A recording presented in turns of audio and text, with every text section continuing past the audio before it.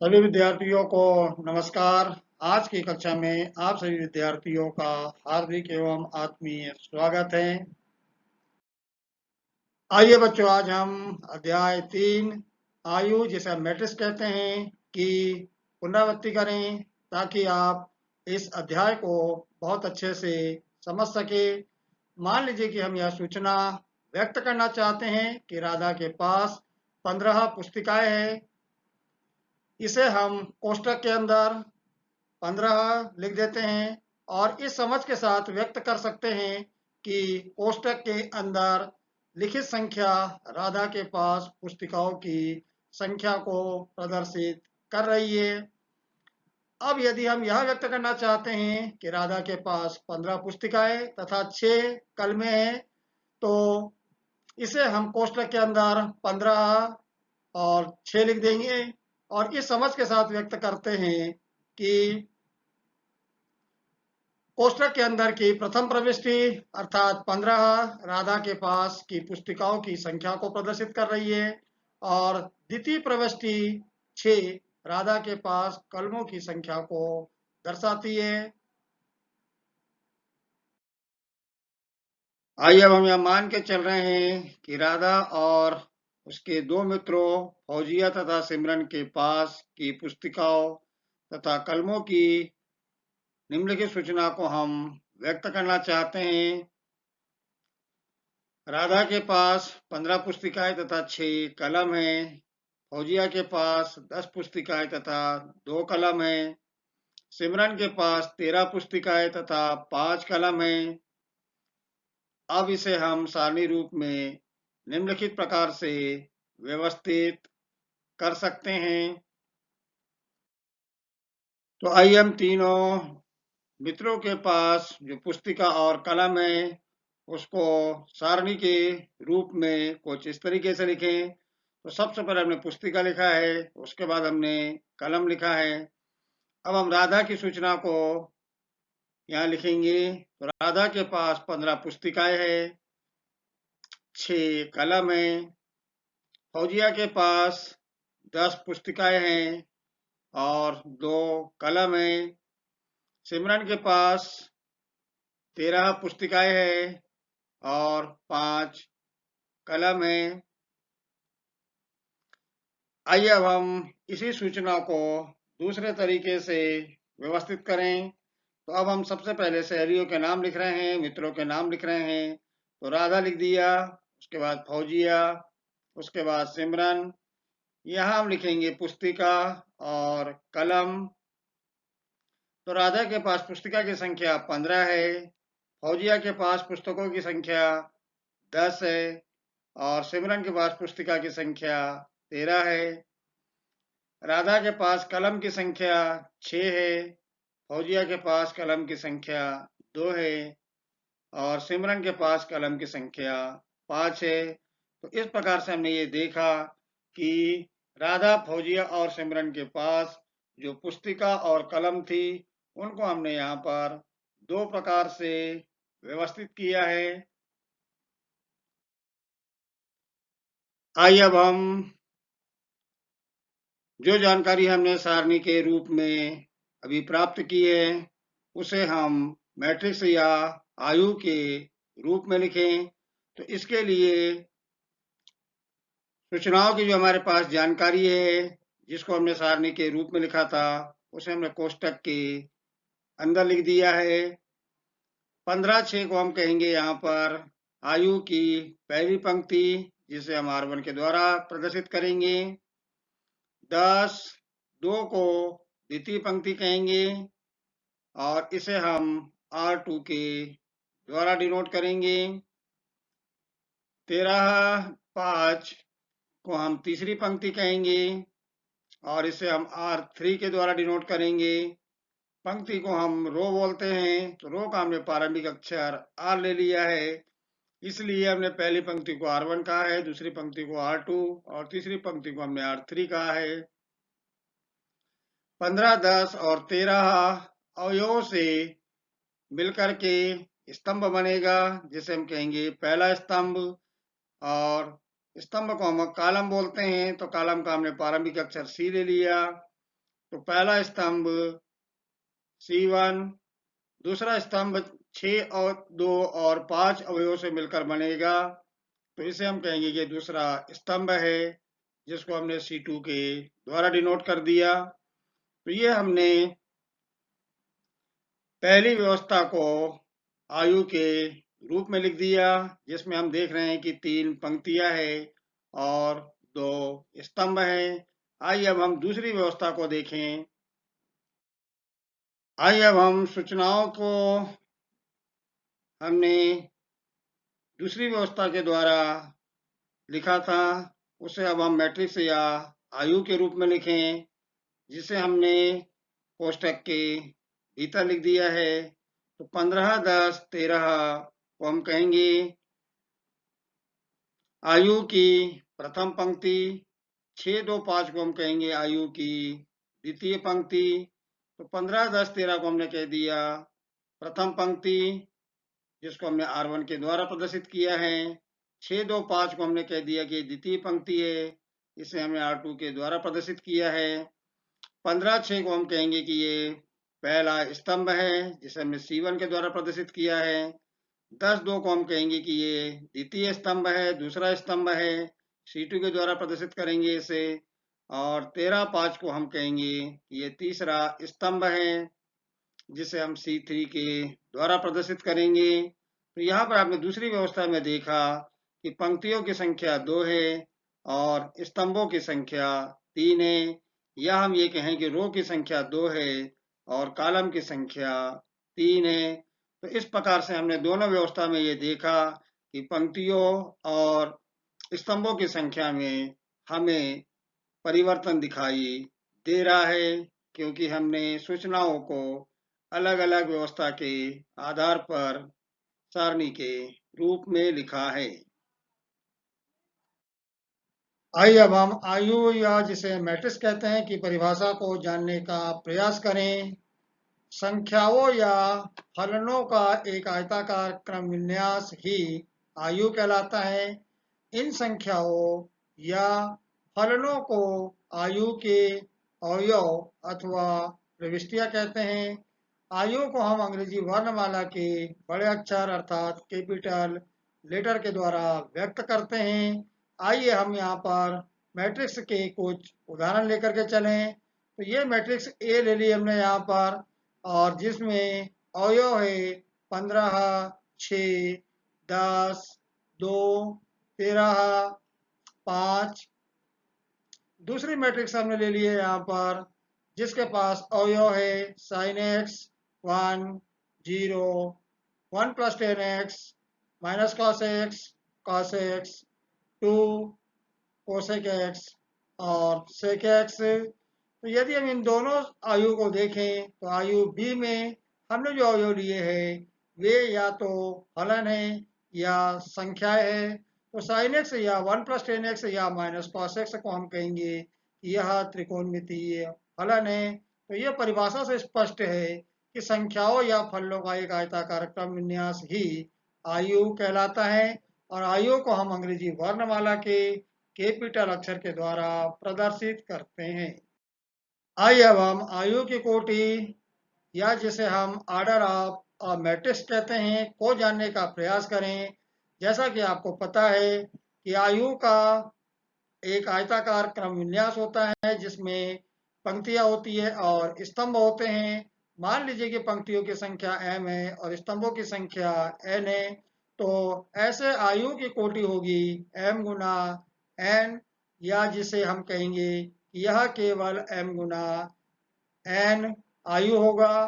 अतः यह आयु के उपर्युक्त उदाहरण जो हमने इसके पूर्व में देखे हैं, तो उदाहरण हम ए की बात करें तो ए में हमारे पास में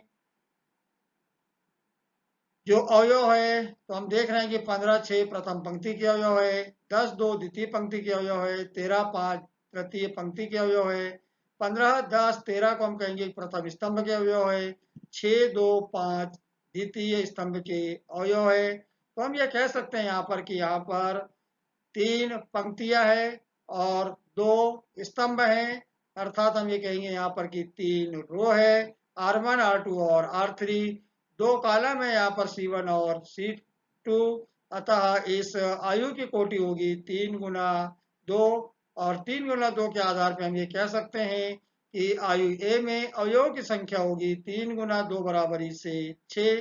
तो यदि हमें किसी मैट्रिक्स की कोटि पता है, उसका ऑर्डर हमें पता है, तो हम ये बता सकते हैं कि आयु के पास अवयव की संख्या कितनी होगी। आइए अब हम एक अन्य मैट्रिक्स लेकर के चले। मैट्रिक्स ए है हमारे पास में, जिसके अवयव है 7 माइनस 8 13, माइनस 2 9 5 4 0 3, 7 माइनस 8 13 से मिलकर के बनेगी प्रथम पंक्ति, जिसे हम R1 कहेंगे। माइनस 2 9 5 से मिलकर के जो पंक्ति बनेगी उसे हम R2 कहेंगे। 4 0 3 से मिलकर के जो पंक्ति बनेगी उसे हम R3 कहेंगे। इसी प्रकार से यदि हम 7 माइनस 2 4 की बात करें तो इससे मिलकर के पहला स्तंभ बनेगा, जिसे हम C1 कहेंगे। माइनस 8 9 0 से मिलकर के जो स्तंभ बनेगा उसे हम C2 कहेंगे। 13 5 और 3 से मिलकर के जो स्तंभ बनेगा उसे हम C3 कहेंगे। आइए हम ये देखें कि हम अवयव 7 को ये देखना चाहते हैं कि इसका स्थान कहाँ पर है, ये किस पंक्ति में है और किस कॉलम में है। तो इसको हम संकेत रूप में किस प्रकार से लिखेंगे, आइए हम इस पर चर्चा करें। अभी हम देख रहे हैं कि इस मैट्रिक्स की कोटि 3 गुना 3 है। यदि हम अवयव 7 की बात करें तो निश्चित रूप से अवयव 7 पहली पंक्ति में है और पहले ही स्तंभ में है। तो 7 के स्थान पे हम लिख सकेंगे A11। माइनस 8 की यदि हम बात करें तो माइनस 8 चूंकि पहली पंक्ति में है और दूसरे स्तंभ में है, इसलिए हम यहाँ लिखेंगे A12। 13 की यदि हम बात करें तो 13 पहली पंक्ति में है और तीसरे कॉलम में है, इसलिए हमने लिखा है A13। माइनस 2 की यदि हम बात करें तो माइनस 2 दूसरी पंक्ति में है और पहले स्तंभ में है, इसलिए हमने लिखा है A21। 9 की यदि हम बात करें तो 9 दूसरी पंक्ति में है, दूसरे स्तंभ में है, इसलिए लिखा है A22। 5 की यदि हम बात करें तो 5 दूसरी पंक्ति में है और तीसरे स्तंभ में है, इसलिए हमने लिखा है इसको A23। 4 की यदि हम बात करें तो 4 तीसरी पंक्ति में है, पहले स्तंभ में है, इसलिए हमने इसको A31 लिखा है। 0 तीसरी पंक्ति में है और दूसरे स्तंभ में है, इसलिए हमने इसको A32 लिखा है। और 3 की यदि हम बात करें तो 3 तीसरी पंक्ति में है और तीसरे स्तंभ में है। तो इस प्रकार से हमने यहाँ पर जानने का प्रयास किया कि हम A11 को देख करके क्या बोलेंगे, A22 के बारे में क्या कहेंगे, A13 के बारे में हम क्या कहेंगे। तो यदि वो आपसे पूछे कि A32 का क्या तात्पर्य है, तो आप बताएंगे कि यह आयु की तीसरी पंक्ति और दूसरे स्तंभ का अवयव है। आइए अब हम उदाहरण नंबर 2 की चर्चा करें। यदि किसी आयु में 8 अवयव है तो इसकी संभव कोटियां क्या हो सकती है। तो हमें ज्ञात है कि यदि किसी आयु की कोटि m गुना n है तो इसमें m n अवयव होते हैं। अतः एवं 8 अवयव वाले किसी अवयव के सभी संभव कोटियां ज्ञात करने के लिए हम प्राकृत संख्याओं के उन सभी क्रमिक युग्मों को ज्ञात करेंगे जिनका गुणनफल 8 है। तो आप जैसा कि जानते हैं कि 8 में हम 1 का भाग दे सकते हैं, 8 में हम 2 का भाग दे सकते हैं और 4 का भाग इसलिए देने की आवश्यकता नहीं है क्योंकि जब हम 2 का भाग देंगे तो हमें 4 मिलेगा। तो हम यहाँ पर देख रहे हैं कि प्राकृत संख्याओं के उन सभी क्रमिक युग्मों को हम ज्ञात कर रहे हैं जिनका गुणनफल 8 है। तो सभी संभव क्रमिक युग्म बनेंगे यहाँ पर 1 8, क्योंकि इनका गुना 8 है। 8 1 का गुना भी 8 है, 4 2 का गुना भी 8 है और 2 4 का गुना भी 8 है। अतः हम यहाँ पर ये कह सकते हैं कि अतः संभव कोटियां होगी 1 गुना 8 या फिर 8 गुना 1 या फिर 4 गुना 2 या फिर 2 गुना 4। तो ये आपने यहाँ पर इस उदाहरण के माध्यम से ये समझने का प्रयास किया कि यदि आपको किसी आयु के कुल अवयवों की संख्या पता है तो उसकी संभव कोटियां क्या हो सकती है, ये हमने इस उदाहरण के माध्यम से समझने का प्रयास किया। आइए अब हम आयु के प्रकार अर्थात टाइप ऑफ मैट्रिक्स की चर्चा करें। तो सबसे पहला प्रकार है इसका स्तंभ आयु, जिसे हम कॉलम मैट्रिक्स कहते हैं। दूसरा प्रकार है इसका पंक्ति आयु, जिसे हम रो मैट्रिक्स कहते हैं। तीसरा प्रकार है इसका वर्ग आयु, जिसे हम स्क्वायर मैट्रिक्स कहते हैं। चौथा प्रकार है इसका विकर्ण आयु, जिसे हम डायगोनल मैट्रिक्स कहते हैं। पांचवा प्रकार है इसका अदिश आयु, जिसे हम स्केलर मैट्रिक्स कहते हैं।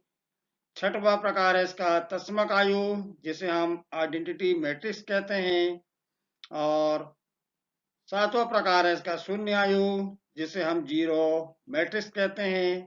तो इस प्रकार से आपने ये देखा कि आयु के हमने यहाँ पर कुल 7 प्रकार लिखे हैं: स्तंभ आयु, वर्ग आयु, पंक्ति आयु, विकर्ण आयु, अदिश आयु, तत्समक आयु और शून्य आयु।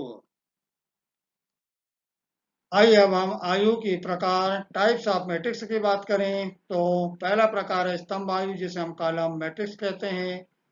एक आयु स्तंभ आयु कहलाता है यदि उसमें केवल एक स्तंभ होता है। तो नाम से स्पष्ट है कि एक स्तंभ यदि किसी आयु में है तो उस आयु को हम कहेंगे स्तंभ आयु।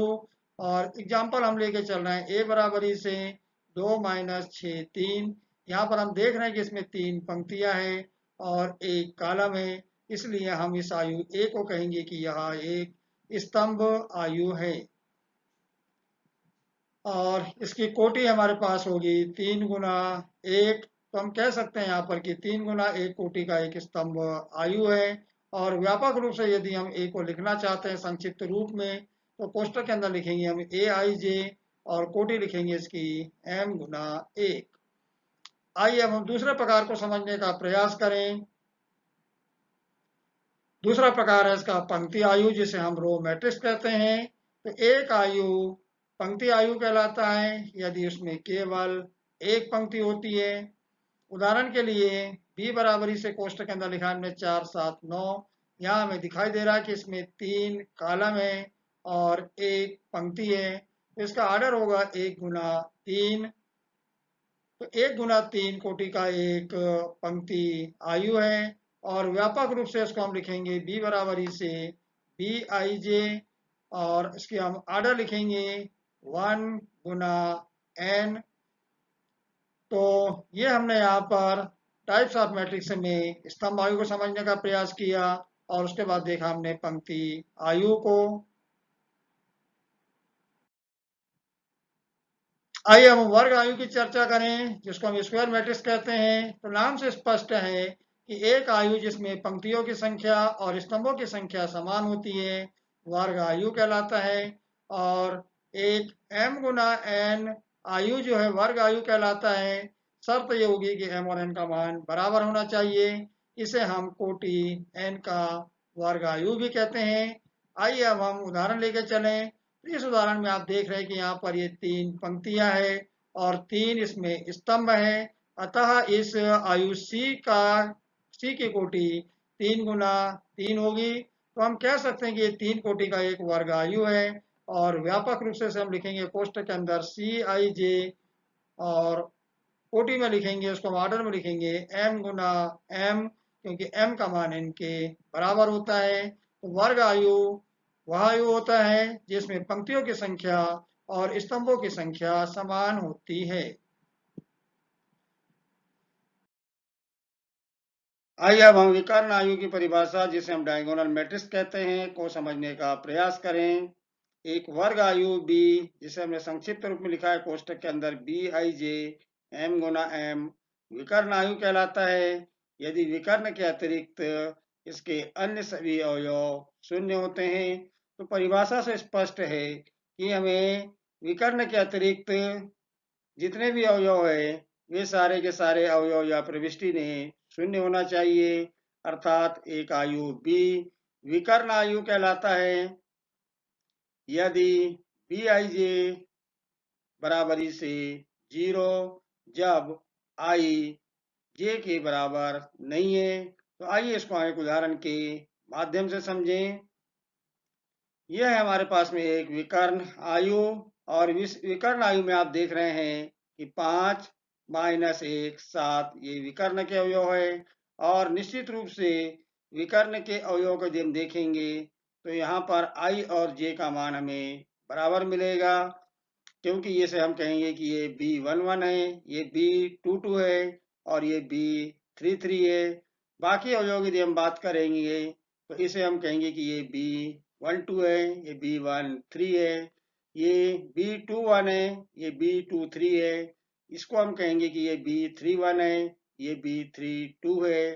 तो जहाँ पर भी आई और जे का मान बराबर नहीं होगा वहां पर हमें अवयव शून्य लिखना है, और जहां पर आई और जे का मान बराबर है अर्थात विकर्ण के स्थान पर हमें अवयव लिखना है। बाकी स्थान पर हमें अवयव जो है वो शून्य होना चाहिए। और यहाँ पर हम इस विकर्ण आयु के बारे में कह रहे हैं कि इसकी कोटि 3 गुना 3 है।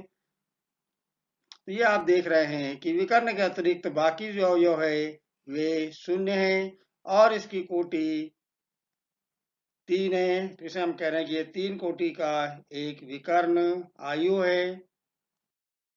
आइए अब हम अदिश आयु, जिसे हम स्केलर मैट्रिक्स कहते हैं, की परिभाषा को जानने का प्रयास करें।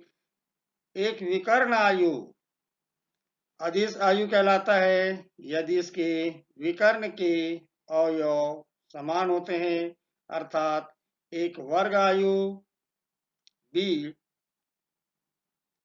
आदेश आयु कहलाता है यदि बी आई जे बराबरी से 0 जब आई जे के बराबर नहीं है। तो यहाँ पर हमने ये देखा कि विकर्ण के अवयव समान होना चाहिए और बाकी अवयव जो है वो शून्य होना चाहिए, अर्थात जहाँ पर आई और जे का मान बराबर नहीं है वहां पर हमें बी आई जे का मान 0 मिलेगा।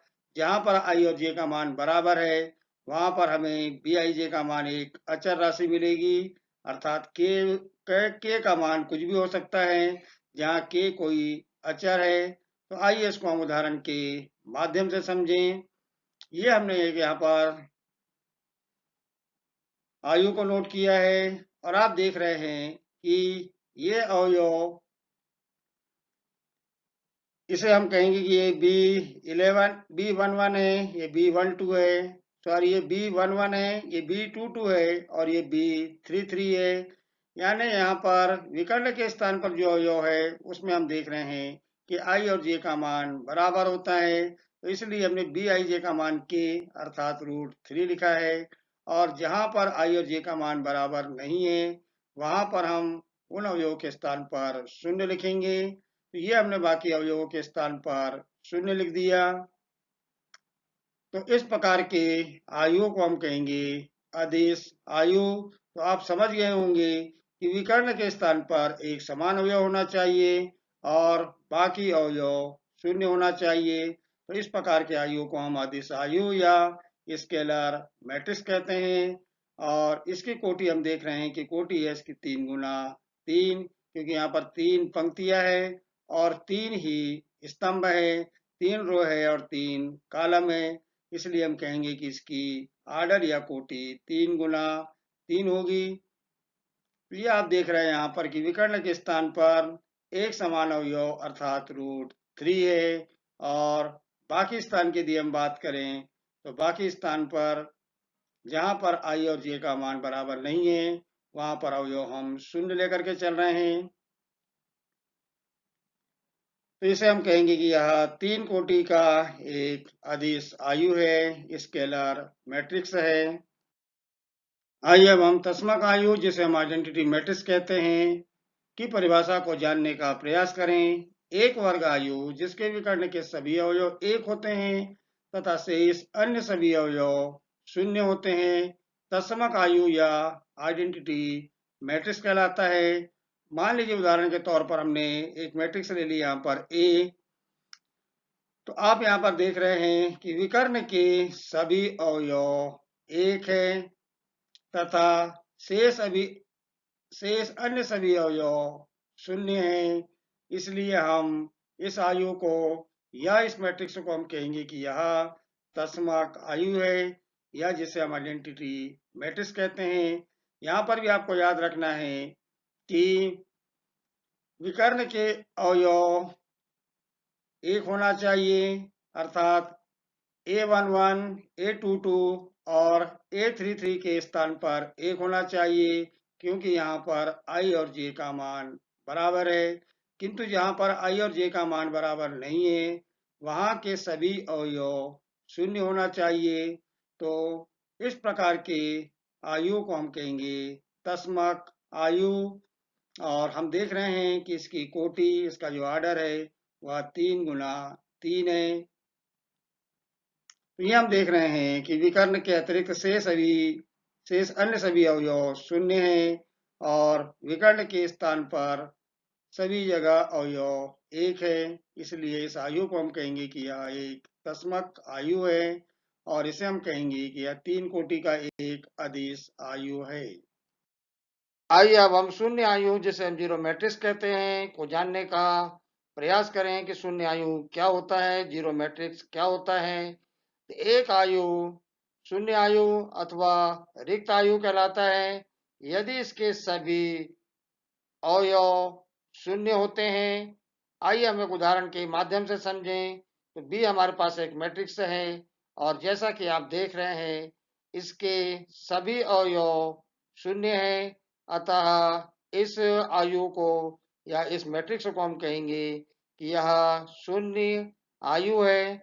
और चूंकि यहाँ पर 3 पंक्तियां हैं और 3 स्तंभ है, इसलिए इस शून्य आयु की कोटि होगी 3 गुना 3।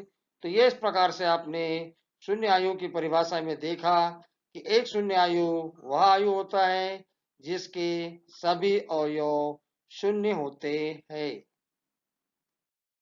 आप सभी विद्यार्थियों को नमस्ते एवं धन्यवाद।